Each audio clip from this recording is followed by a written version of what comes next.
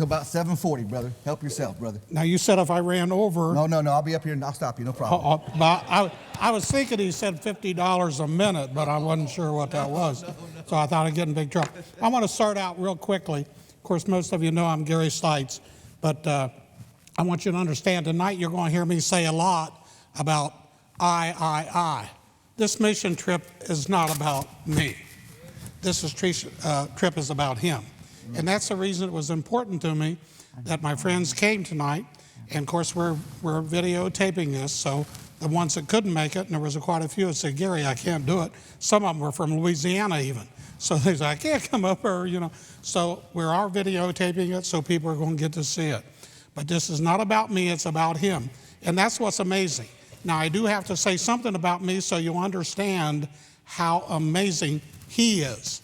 7 years ago, I had an operation at Cleveland Clinic, and the doctor said, Gary, is the most invasive operation we've ever done here. And they took the lower part of my body out and put in a new aorta and put it back in. Now, some of my real close friends know that happened, but that was 7 years ago. I have not went on a mission trip since then because of that operation. And I asked the surgeon, I said, is this as bad as a heart transplant? He said, oh, I'd rather do those any day, not what we did to you. And so I'm telling you that because of that and my 78 years working against me, it was really difficult for me to get to go back overseas.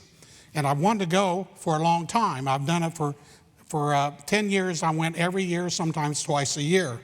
And so I've been wanting to go, but I was really afraid that my age, my health, how I feel, I have a hard time sometimes getting through a day standing on my feet, walking very far. And I wanted to go on a mission trip because I have 2 children's homes that I've supported for about 15 years, one in the Philippines and one in Cambodia. I helped start the one in Cambodia, and I helped enlarge the ones in the Philippines. But because of my health, that's what's amazing. First off, I have a friend, Buddy Brown. You're going to get to meet him. He goes by Bill Brown and his family, which was you, call him Buddy. In other words, a Christian family, we know him as Buddy. But Buddy Brown said, Gary, if you ever want to go, I'll go with you.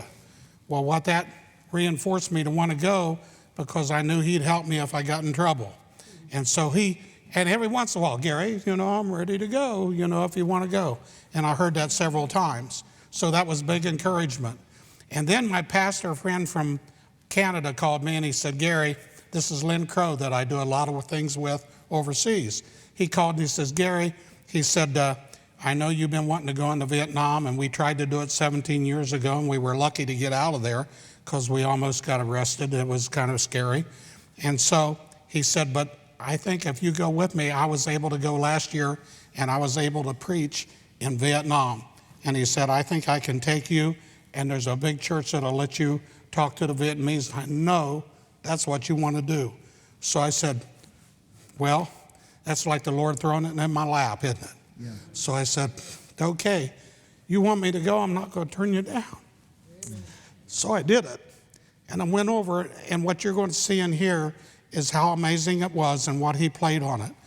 Robert, if you can start us up here. I got a little video my daughter put together for you and kind of shows the whole thing. And then that's me, by the way.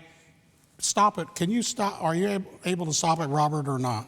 Yeah. Okay. Robert and I haven't worked together before, but he knows a lot and I'm learning. So if we get it figured out, we'll do pretty well. This is inside the kitchen up there. The last picture, what happened where we're at here, when I first started over there, it was in the Philippines, and it was a Banahan Children's Home. They had 40 kids. We have been up to 102 in the last 10 years. We're at 87 right now because they get older, they graduate, they go to the school, they go to the seminary, and they move on. So right now we're at 87. So you can go ahead, Robert, if you want to move that. We'll keep Robert busy back here tonight. So stop it. Well, that's okay. Go ahead and let it go. Turn up the music a little bit. It's kind of neat. My daughter put this together. See if he can do that. This place has got a great sound system, by the way. Did I ask something that's going to be difficult? I put him on the spot so he didn't know he was going to do this. But anyhow, what you're seeing here See if we can get it up. We're going through this real quick, and then we're going to go to a PowerPoint. And the PowerPoint, I'll stop and I'll explain some of this. This is all areas that I saw. A lot of these pictures are either from me or from Buddy over here. This is a nice travel that we had, that boat, that we traveled on that boat. A little different than what you might see around here, the sea rays and... You don't have any boats like that, do you, Chuck? No, sir. Oh, I didn't think so. I got somebody in the front row down here that towed me in a couple. One time for sure we were in big trouble. So that's how we met. He's a Christian family from Dayton. They have a place in Florida. This, folks, I want you to see this. This is something else. This is the people live on the water. They call it the floating village. This is in Cambodia. And these people live in, I mean, that's their home. They live in boats. Those are little travel boats they fish with. And the homes, and somewhere here, Robert, I might have you stop it if you can. If you look in the background here, they live in those houses. And there might be a family with 6 kids living in one of these little houses. It's unbelievable. What we're on right here is the South Koreans came in and they built this big barge-like building with a big room to have church, and they didn't have church. But guess what?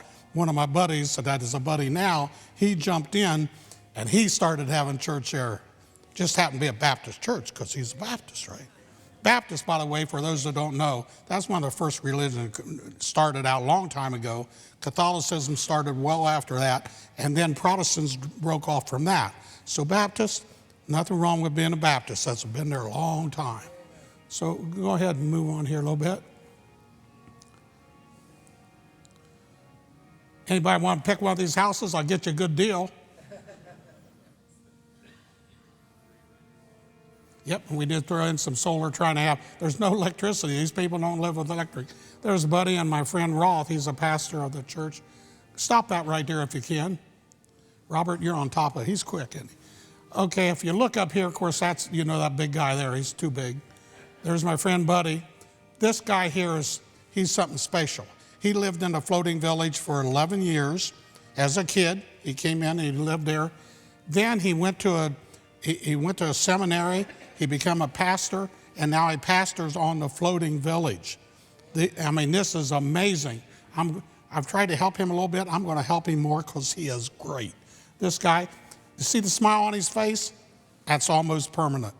I mean, he is a wonderful guy to spend time with. He also works as a translator, and he did it when I went to Vietnam, because the floating village is Vietnamese people.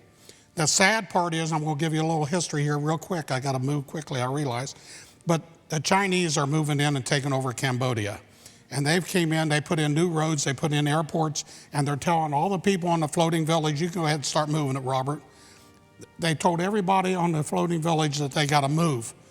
Well, they can't go back to Vietnam because the Vietnamese would not allow them to come back. So I heard this and I thought, what are they going to do? Nobody knows. They're crying. In 2 years, they got to be somewhere and they have no place to go. The Cambodians will not let them take land. It's a weird thing, folks. We're in the communist countries here. I went to the American Embassy, and I'm sorry, I'm just a forward-going guy, and I see problems, I look for solutions. So I went to the American Embassy and talked to a few people about going to the Vietnamese embassy and getting them to come back. Stop it a second so I can catch up with you. So what happens, I went to the American Embassy and asked him to contact the Vietnamese industry, get permission for these people to come back so they got a place to go. Because here's what's neat. The Vietnamese are scared of China right now because China's taken over Cambodia. What's next? Vietnam. And they're worried about it. So they want to be friends with the U.S. again. Perfect time for us that are missionaries or pastors or what to go in, because now they're wanting to be friendly with us. And guess what comes with the U.S.?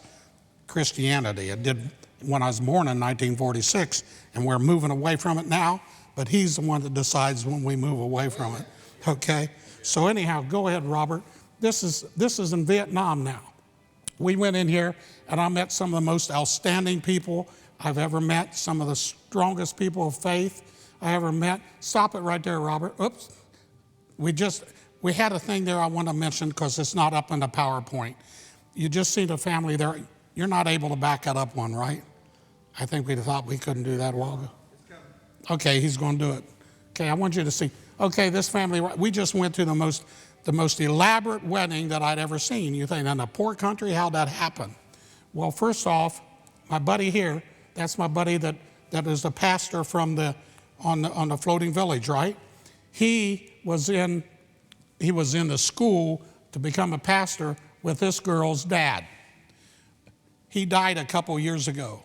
She met this guy who is the son of another pastor, and they decided to get married. Well, as it turned out, her dad, check this out, Pastor, this is a goal, started about 50 churches in Vietnam.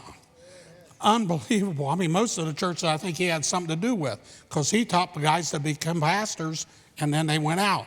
How amazing is that?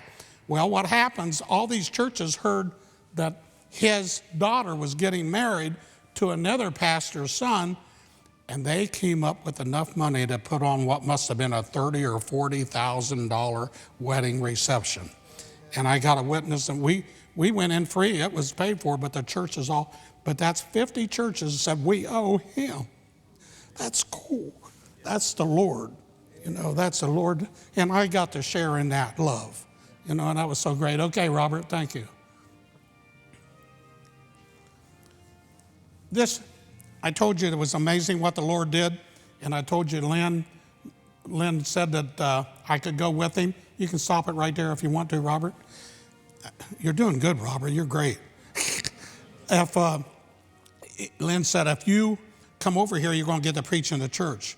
Well, what happened is Lynn's got his doctorate in theology, and he taught a 3-day conference to Vietnamese pastors. And I spoke at two of those days. So what did I do? Every day they had a different group. Some of them stayed for all 3 days, but I got to meet pastors all over Vietnam. That's way beyond what I was hoping for. I was hoping to get to speak at a church, maybe 10 or 20 people underground. I didn't know. And so instead I got to meet these pastors. Okay, Robert. And these guys are so amazing. I mean, what they do. There's David again. That's the pastor I told you was a translator for me. Now, stop right there. Oh, can we back it up again? We did pretty well last time. Stop right there. What this is, we're going into what was an underground church. Vietnam used to have underground churches because it wasn't allowed. But now they're wanting to be friends with the U.S., so they're opening up. So it makes sense. They're letting us in. But this is an underground church. Okay, go ahead, Robert. It's amazing. This guy saw, if you could, you got to see him there briefly. Adam, super pastor. He is so good that in 2017, he was a pastor and he was on the street and every place else. And the government came to him and said, if you don't stop, we're going to throw you in jail. Week went by and he's out again, got caught again. If you don't stop, we're going to lock you up. Week later, he's out again. This guy loves the Lord, and he's going to tell everybody because he's not sure that the Lord's not coming back tomorrow. We should have the same attitude, all right? We should have that attitude. So what happened is they locked him up. That was in 2017. They let him out in 2019.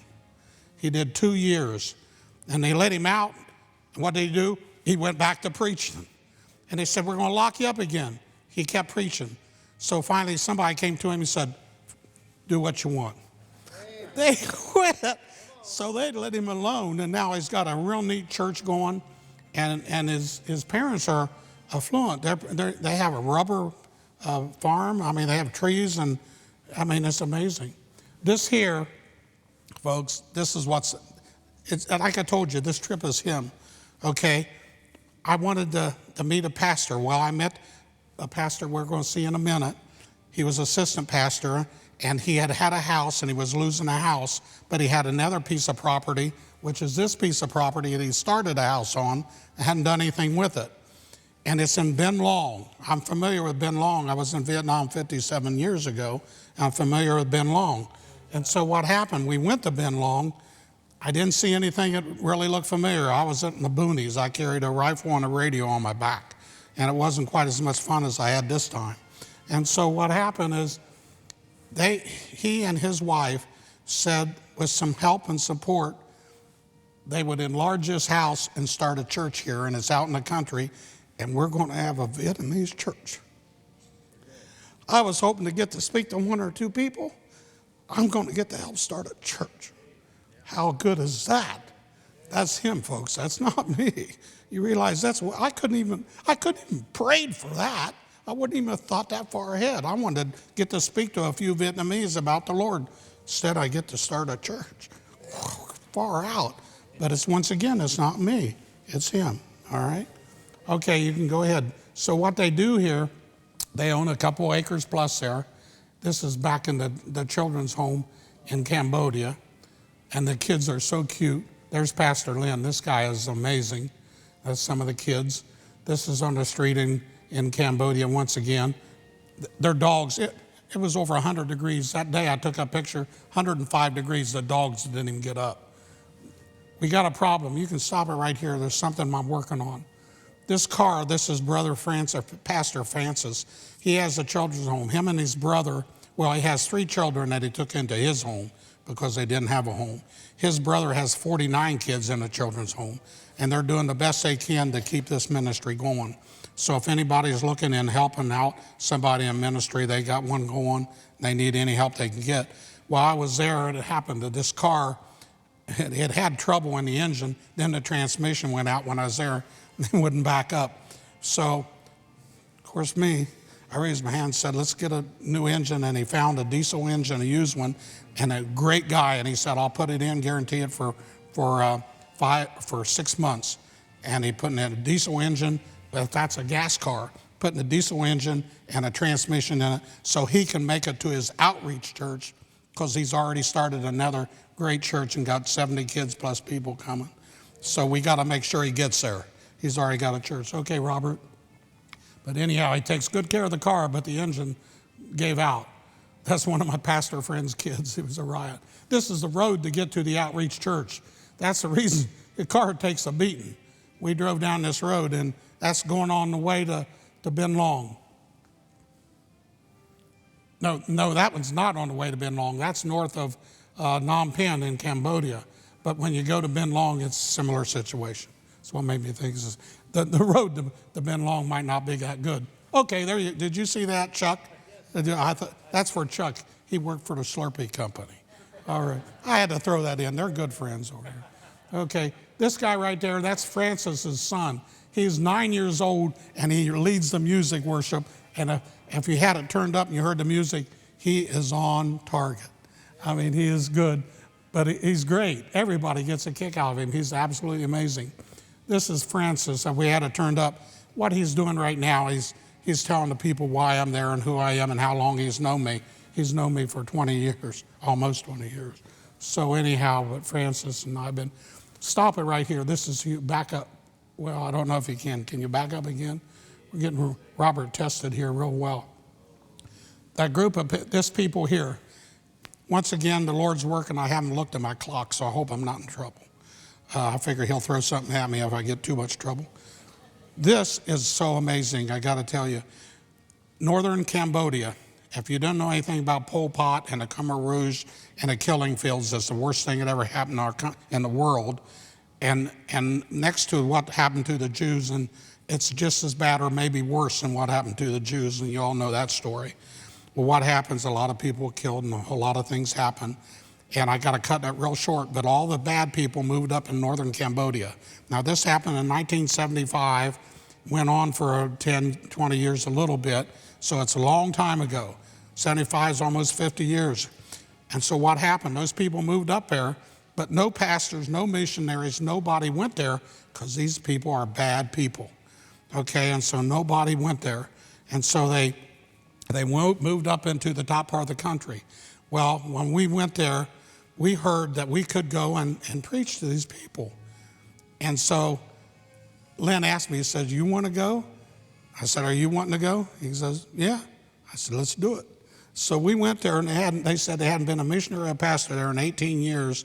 David actually had been there 5 years ago and met this doctor. And so you can go ahead.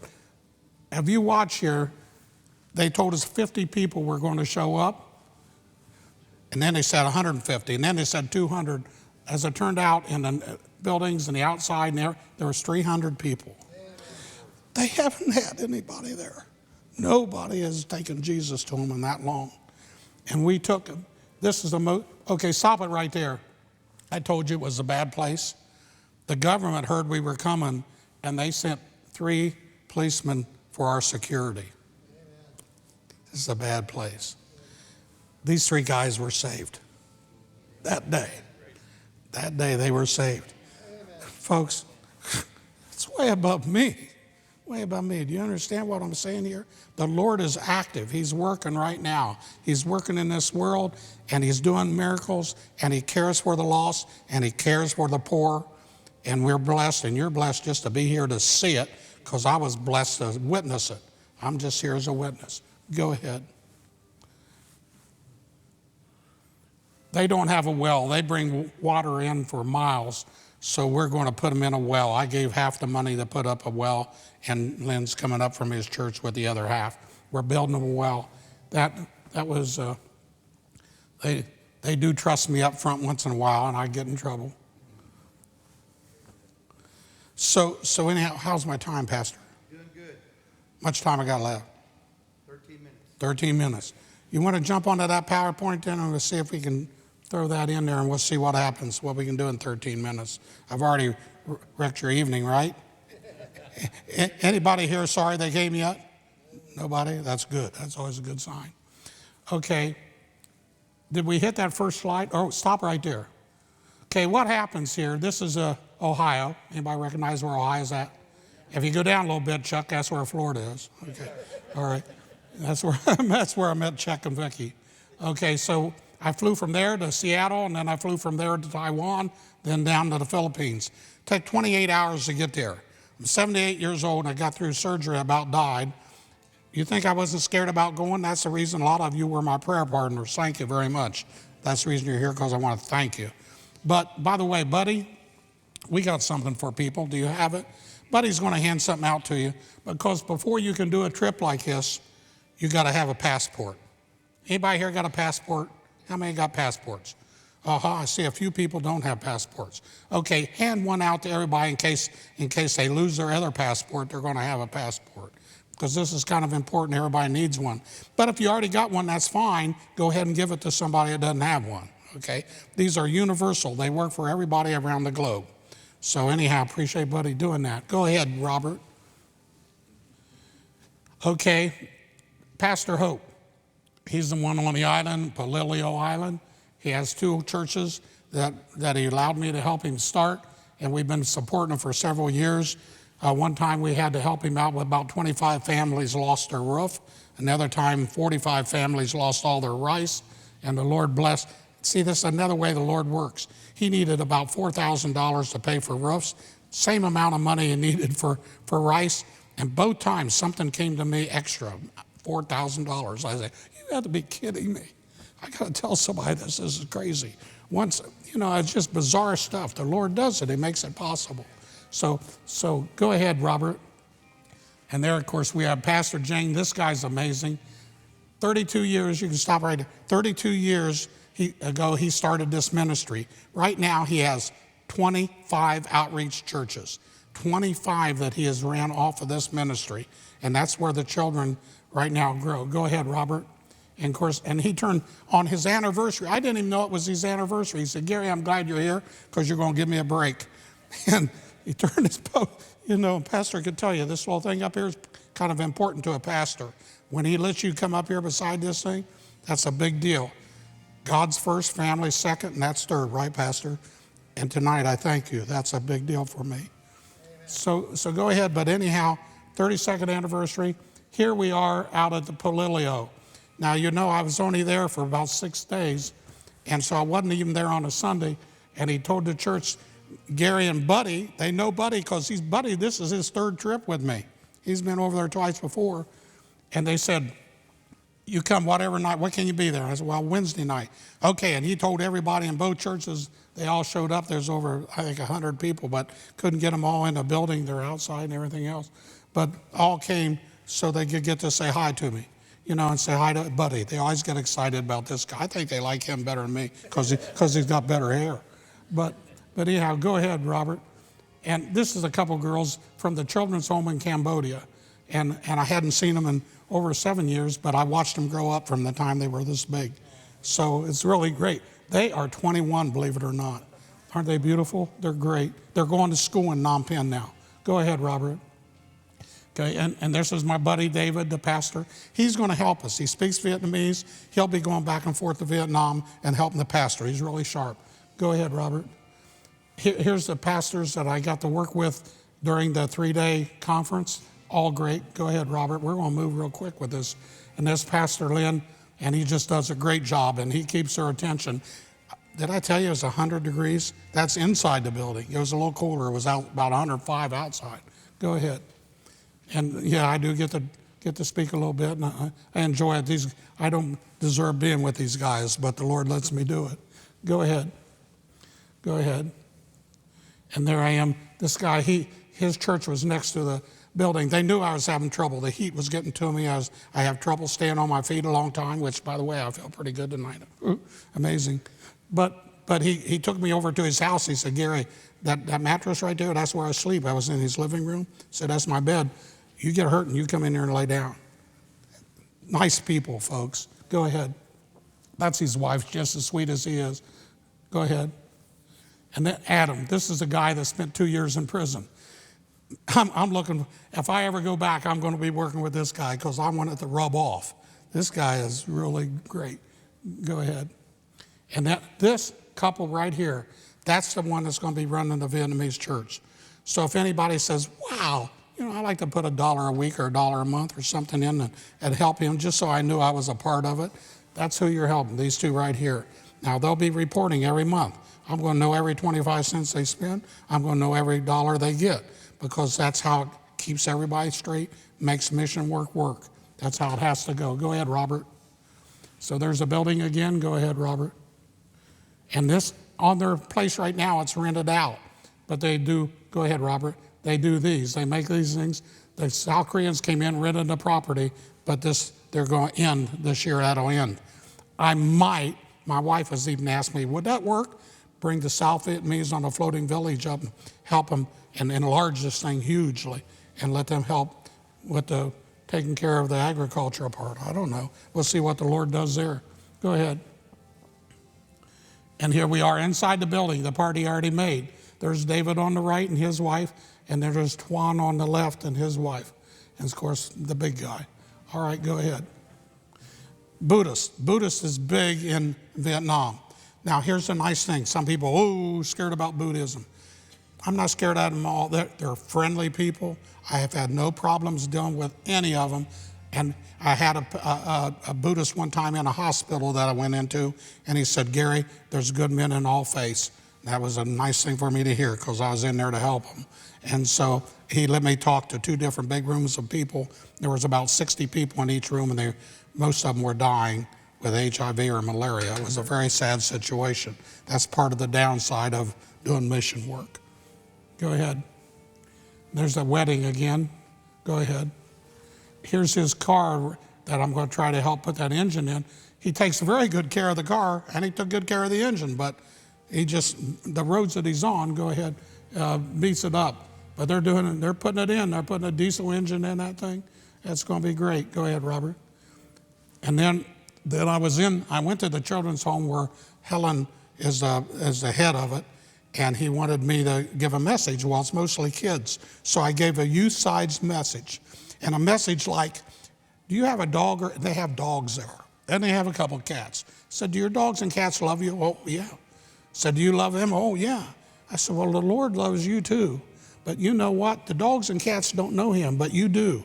So you need to let him know because he's really hurt. You know those dogs and cats are hurt when you don't pay attention and don't love them. And they understood that. So anyhow, go ahead and take the next picture. We had about a dozen kids came forward wanting to accept Christ because they wanted to love him. It's pretty cool. Go ahead. Amen. This is Pol Pot's relative. We're not sure. That was Dr. Da up, and we're not sure of that story, but it takes more time to tell you about him. Go ahead. There we are again, back where all those people raised their hands and prayed with us. And if I didn't make it clear, every 2 weeks David is going to drive her. It's 2 hours plus. He's going to drive there so they can have a church. So we're going to keep going with these people. You don't lead somebody to the Lord and then walk away. You know, you can't do that. That's not right. Go ahead. So there's our guards again. These guys are all nice guys too. Go ahead. Okay. So I guess I'm within my time. I don't owe you any extra money? No, okay. Pastor, thank you. Folks, I appreciate you coming tonight, and I appreciate you hearing the message, and continue to pray, because we're not done. We got the engine goes in that car. It's got to be taken care of. I'm going to work on that. And we also got a church to build in Vietnam. So any vets, I got some veteran buddies here too tonight. That's a big deal. That's a big deal, because I lost friends in Vietnam, and I'm back there because of them. You know, their life has got purpose. If I can bring some people to Jesus from Vietnam, I know several guys, and I could give you names, that lost their life because of being there. So that's the reason. Thank you very much. Thank you, Pastor. I want to ask you a couple of questions.